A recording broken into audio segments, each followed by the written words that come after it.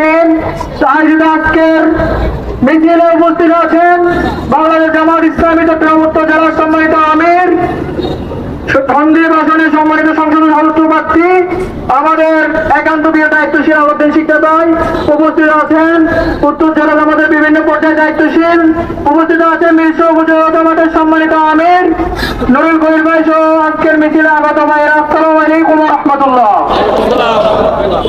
বাংলাদেশের ইতিহাসে যখনই দেশের জন্য আত্মত্যাগ দেশের জন্য রক্ত দিতে হয় সর্ববড় একটা সংগঠন এগিয়ে আসে, তার নাম বাংলাদেশ ইসলামী ছাত্র শিবির এবং গণমানুষের সংগঠন বাংলাদেশ জামাত ইসলামী। এই দেশের ইতিহাসে দেশের দেশপ্রেম নাগরিক সমৃদ্ধ বাংলাদেশ গড়ার স্বাধীনতার আতঙ্কিত হিসেবে 1971 সাল থেকে আজ পর্যন্ত একটা সংগঠন এদেশে রক্ত দিয়ে গেছে। আমরা বলতে চাই ইতিহাসে যেদিন শেখ হাসিনা 28 অক্টোবর রক্ত পিশাচের মতো আমাদের বাইরে হত্যার নির্দেশ দিয়েছিল, সেদিনই প্রথম এই দেশে শেখ হাসিনা ফ্যাসিবাদের কায়েম শুরু করেছিল। সেদিন তাদেরকে যারা সাহায্য করেছে তারা কেউ প্রতিবাদ করেনি। জামাত শিবির হলে পাখির মতো গুলি করা যায়, কোন বুদ্ধিজীবী সাংবাদিককে সেদিন প্রতিবাদ করতে দেখি নাই। আমাদের কাছে বন্ধু সংগঠন ছিল, আমাদেরকে এখন টকশোতে মুনাফিক বলা হয়। আমরা সেদিন সাহায্যের জন্য বন্ধু সংগঠনের কাছে চেয়েছিলাম, আমাদেরকে কেউ সাহায্য করতে আসে নাই। জাতি দেখেছে জাতীয় মুনাফিক কারা। আমরা স্পষ্ট বলতে চাই, আমরা রক্ত নিতে নয়, বাংলাদেশের জন্য আমরা রক্ত দিতে পছন্দ করি। কত রক্ত লাগবে আমরা তৈরি আছি, আমাদেরকে বলবেন, দেশের জন্য রক্তের সাগর বাঁচিয়ে দেবেন ইনশাআল্লাহ। আমরা হারিয়ে যাইনি, আমাদেরকে ধমক দিয়ে আবর্জনা মনে করে ধমক দিয়ে উড়ে ফেলবেন, আমরা দেশে আসা কোনো আবর্জনা নয়।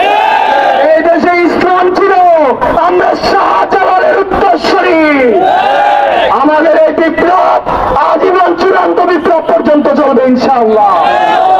আমাদের 6 জন ভাই শাহাদাত বরণ করেছিল, শাহাদাত যারা বরণ করেছে তাদের রুহের মাগফিরাত কামনা করি।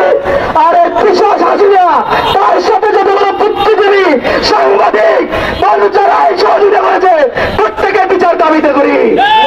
আপনারা যদি 28 অক্টোবর বিচারের দাবিতে মাঠে আসতেন, আপনাদের মিডিয়ার বিদ্রোহ হইতো না। আপনারা যদি মিডিয়ার বিদ্রোহ দেশ হাসিনার প্রতিবাদ করতেন, তাহলে একটা 7,11 ম্যাচ আপনারা হইতো না। আপনারা যদি প্রতিবাদ তখনই করতেন, আমাদের 24শে জুলাই এতগুলো ছাত্র জনতার জীবন দেওয়া লাগতো না।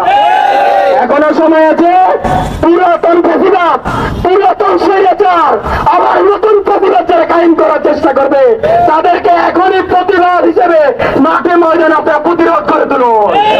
নাহলে বাংলার জমিনের কোথাও যাইতে পারবেন না। 3 পাশে মামার বাড়ি, 1 পাশে সাগর। যদি প্রতিবাদ করতে না পারেন, এই দেশে হিন্দুত্ববাদ কায়েম হয়ে যাবে। তাই আপনাদেরকে উদ্যত আহ্বান জানিয়ে আজকে প্রোগ্রামে আসার জন্য আন্তরিক অনুরোধ জানিয়ে আমার বক্তব্য এখানে শেষ করছি। আসসালামু আলাইকুম ওয়া রাহমাতুল্লাহ।